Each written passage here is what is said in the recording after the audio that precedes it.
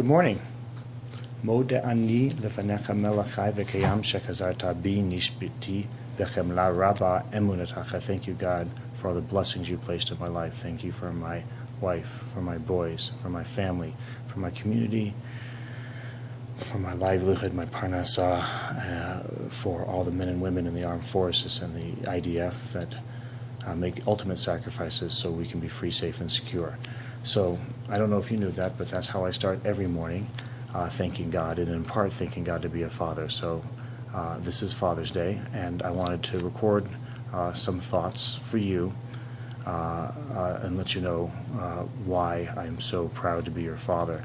A few years ago, I wrote those on a card, and I gave them to you. I don't know if you still have the cards, but I figured maybe this would be a more 21st century way to communicate to you. But I know I only have a couple of minutes to keep your attention, so here goes. First, I'm going to start with a riddle that I made up. I know you've all heard this, but it's a Defez original. What do you call a particularly philosophical monk that's really great at making fried chicken? Okay, I know you know the answer. It's a deep fryer. All right, moving on. Happy Father's Day. I wanted to start with a few things I learned from my father. Number one, loyalty above all. Day after day, month after month, year after year, I saw my father, your papu, dedicated to our family, to your aunts, to your grandma. He never missed a day as a father in all his life. And the true power and the value of that I endeavor to pass on to you. The second thing I learned from my father is passion, the passion for what he believes in, and passion for the people he believes in. And and I know that sometimes that passion gets us both into some trouble, but on balance, it's a powerful and a positive force, and being passionate at the end of the day is something that is valuable, I believe.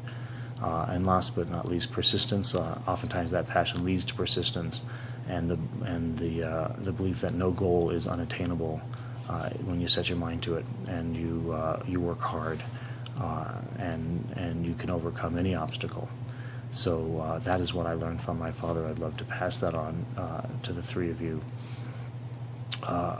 But beyond that, what I would love to pass on to you is, what I want to tell you about is what I love about being your father. And first and foremost, I learned from you. Just last night, I had a powerful and brilliant conversation with Zachary. Jonah, you're so bright, and so your mind is so creative and so challenging. And Adine, you are constantly just looking at the world in so many different ways and relaying that to me so that I can also look at the world in so many different ways. All three of you have your own ways of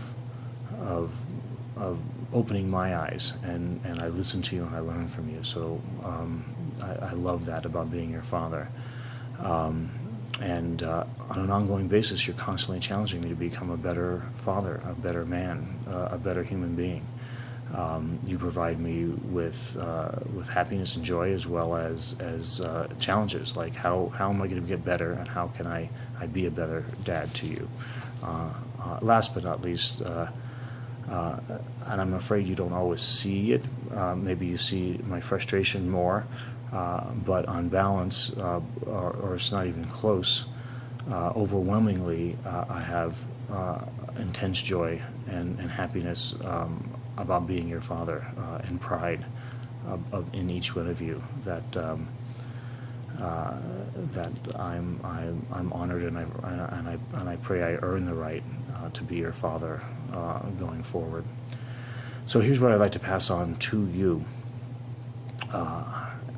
First and foremost, I truly wish that each of you find your mountain, your goal, your passion to overcome and pursue it and live it and love it, and then once you do, move on to the next one and to the next one after that. There's no end of challenges and opportunities in life and in the world. I hope you find that, and that you get great joy in pursuing that, overcoming it, and moving on. Secondly, I wish each of you to be good people. You can be happy, you can be rich, you can be smart and successful, but unless you are good, unless you are kind, unless you are in some small or even major way leaving the world a better place, none of that matters. But goodness and kindness does matter. It ultimately makes the world better, and I believe that's what we're here for, is to make and leave the world in a better place. So I wish upon you to be good. And last but not least at all, I wish upon each of you to find a partner like I found in your mother.